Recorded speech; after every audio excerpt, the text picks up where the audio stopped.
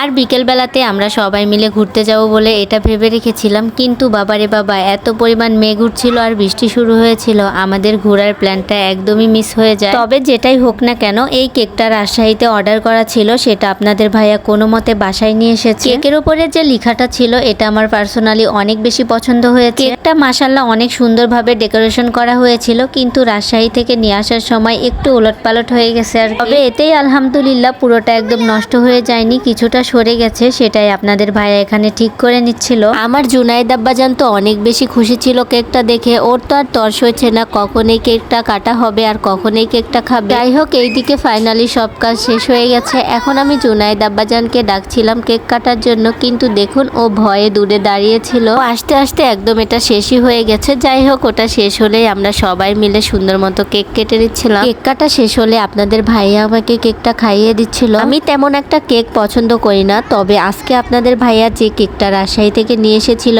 এটা এত বেশি মজার ছিল,